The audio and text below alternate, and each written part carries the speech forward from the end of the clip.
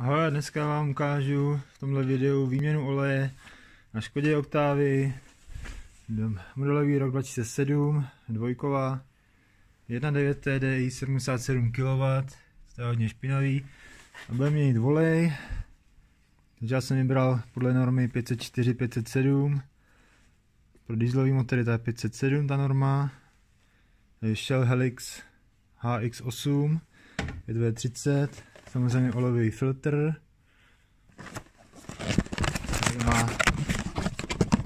kdo to nezná, tak samozřejmě jenom takhle papírová vložka, do plastového pouzdra se vloží, takový stěsnící kroužek, který se namaže lehce olejem.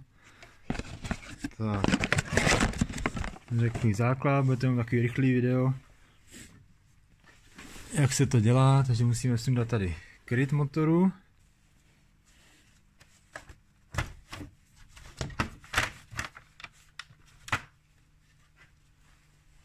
No, tady je těsnění pěkně rozházený po motoru.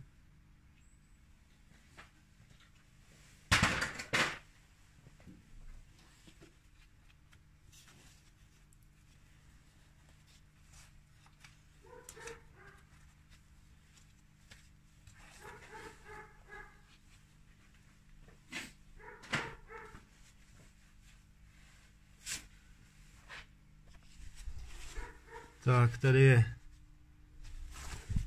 kryt olejového filtru, tady se dolívá olej samozřejmě, interval nějakých 30 000 km, ale určitě bych doporučil jeden rok 15 000 km, auto už má hodně najeto, přes 270, takže je to určitě dobře, mění často, není to taková položka. Takže je to teda nástavec 32 velikost a musím zabrat pořádně golou, je to nějaký stuhlý, takže to bude docela problém teď. Asi to nikdo nenamazal pořádně, nebo to dotáhl jako prase, je tam na předepsaných 25,5 Nm utahovací moment. Takže já jdu zkoušet to povolit teda. No, takhle jsem si musel teda nastavit ten ořech, takhle pěkně tyč ještě, prodloužit, abych mohl zabrat, a podařilo se mi teprve povolit, protože určitě to nikdo pořádně nenamazal, nebo to utáhl bez momentového klíče, což je prostě blbost, dotáhnout to úplně na krev jak blázen, takže pak o to určitě to pak povolovat.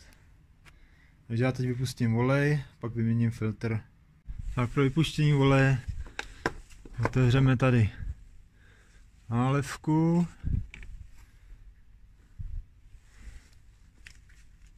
Vytáhneme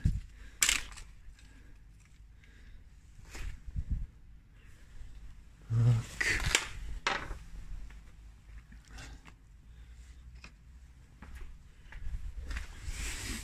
A tady už je sundaný plastový kryt, protože ho někdo buď rozbil, ztratil, Bůh ví co.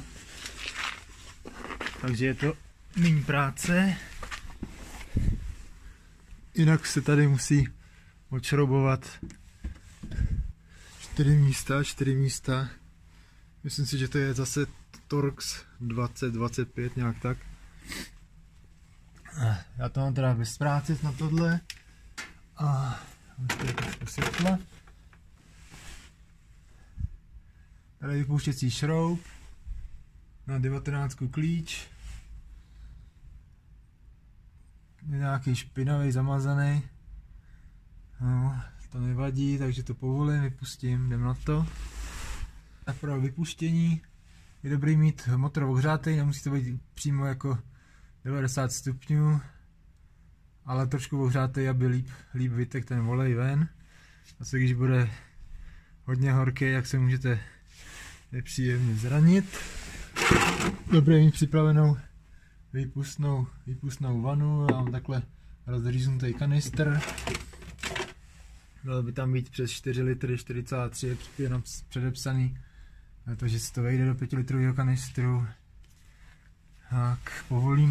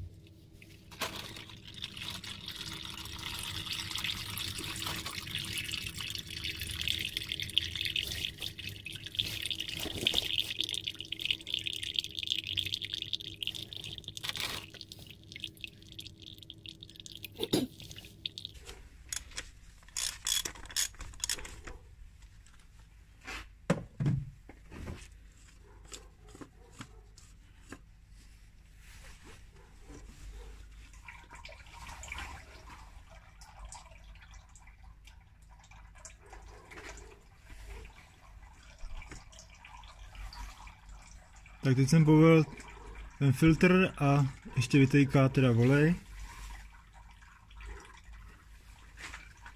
Chvilku počkám, až se to tady vyprázdní, aby mi to všude neteklo po motoru.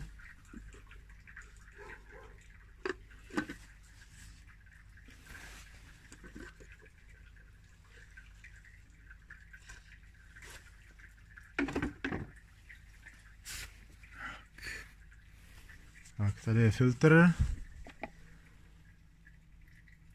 Takže potřeba ještě vytáhnout tady tu vložku, očistit, vyměnit tu gumičku a dotáhnout na správný moment.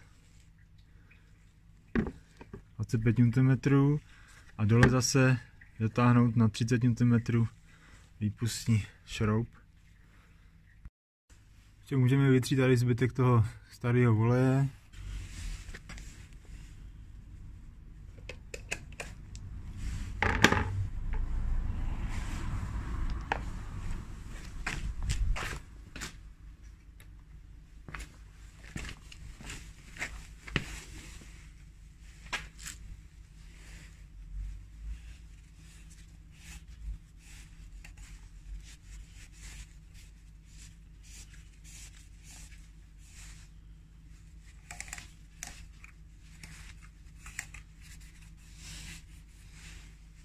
Tak. Tady je třeba přetáhnout tu gumičku pomocí malého šrobováku.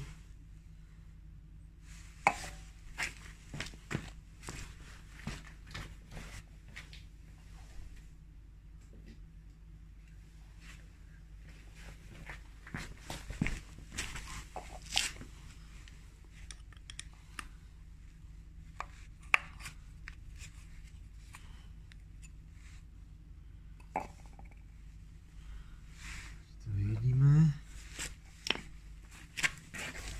Dáme novou.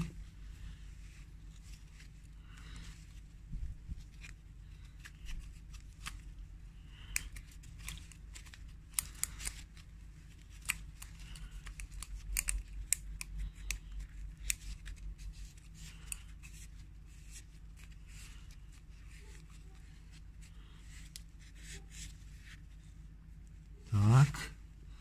A nacvakneme filtr.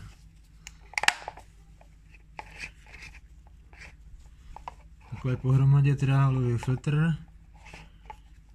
Tak, namažu to já olejem.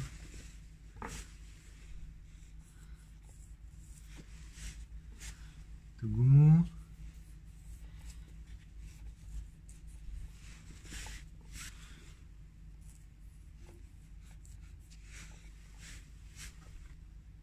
Novým nebo starým, to je jedno, většinou se to dělá starým.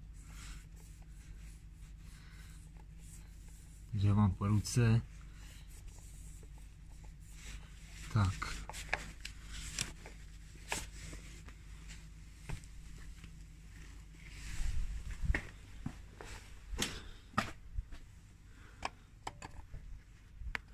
A můžeme zpátky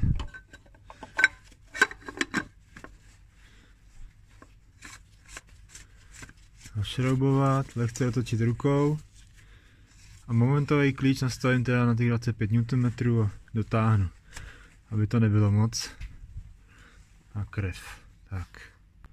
Nový šroub a dotáhnu na 30 Nm.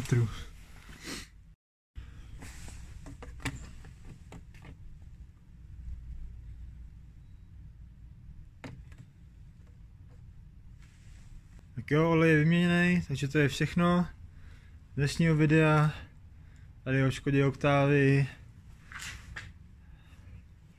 A děkuji za sledování, odebírejte můj kanál zase příště. Ahoj.